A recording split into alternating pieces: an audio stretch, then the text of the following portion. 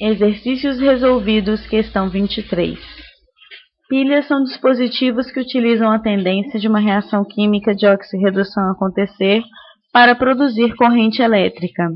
Em 1836, o químico e meteorologista inglês John Frederick Daniell construiu uma pilha diferente, substituindo as soluções ácidas utilizadas por Alessandro Volta, que produziam gases tóxicos, por soluções de sais, tornando as experiências menos arriscadas. A pilha de Daniell funcionava a partir de 2 eletrodos interligados. Cada eletrodo era um sistema constituído por um metal imerso em uma solução aquosa de um sal formado pelos cátions deste mesmo metal. Baseando-se nos conceitos de funcionamento da pilha de Daniell e sabendo que as semi-reações de redução e os valores dos potenciais padrão de redução em volts a 25 graus Celsius e 1 atm do ferro e do níquel são, respectivamente, 1. Ferro 2+, mais 2 elétrons, formando ferro metálico, potencial de redução igual a menos 0,44 volts. 2. Níquel 2+, mais 2 elétrons, formando níquel metálico, potencial de redução menos 0,24 volts. Pode-se afirmar que uma pilha construída com esses eletrodos, letra A, será representada pela notação química Fe/Fe2+, duas barras ou ponte salina Ni2+, Ni. Notação, então, como essa representada, ela apresenta o anodo, duas barras, o catodo. O que são essas duas barras? A representação para a ponte salina.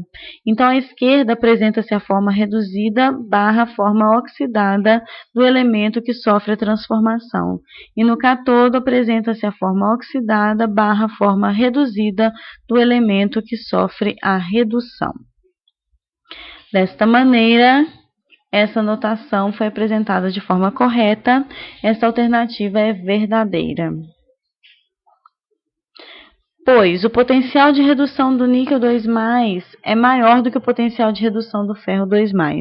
Dessa forma, o ferro irá oxidar, então passa de ferro metálico, ferro 0, para ferro 2+, como representado na notação em A. Então, tem-se a reação invertida para a oxidação do ferro, ferro dando origem a ferro 2+, mais 2 elétrons.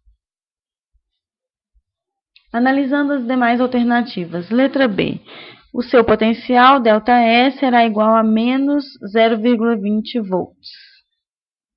A semi-reação e o potencial do ferro serão invertidos, pois o ferro sofrerá oxidação e não a redução. Assim, a equação 1 fica ferro dá origem a ferro 2+, mais 2 elétrons, e o potencial invertido também. Ao invés de menos 0,44, ele vai para mais 0,44 volts, pois refere-se agora à oxidação do ferro. A equação 2 fica na forma como foi apresentada, níquel 2+, mais 2 elétrons, dando origem a níquel metálico, pois este é o elemento que sofrerá redução, e o potencial permanece também invariado de menos 0,24 volts. Assim, a soma das duas semi-reações nos dará um potencial, um ΔE, positivo de 0,20 volts, pois o potencial de redução do níquel 2+, mais o potencial de oxidação do ferro é igual ao ΔE, que fornecido então é positivo 0,20 volts.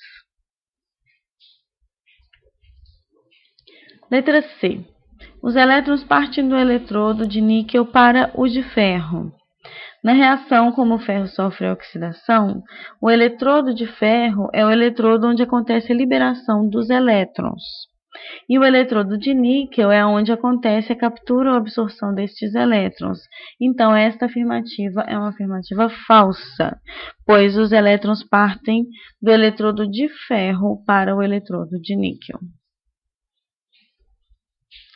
Letra D. Sua equação global será níquel metálico mais ferro 2+, dando origem a níquel 2+, mais ferro metálico.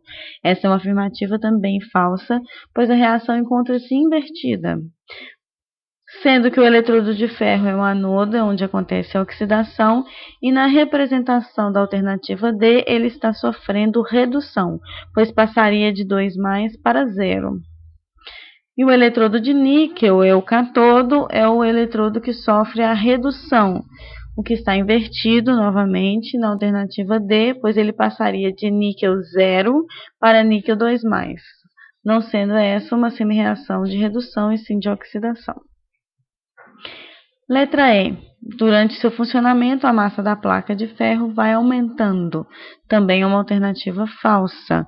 Como os cátions de níquel 2+ reagem com a placa e tornam-se parte dessa placa, pois recebem esses 2 elétrons e passam a formar ligações metálicas com essa placa, a massa da placa de níquel aumenta. O eletrodo de ferro perde elétrons e, com isso, perde átomos que passam a pertencer à solução na forma de cátions, assim a sua massa diminui. E o eletrodo de níquel, que absorve, que captura elétrons, e onde o níquel metálico se deposita, a massa aumenta. Fim do exercício, boa revisão.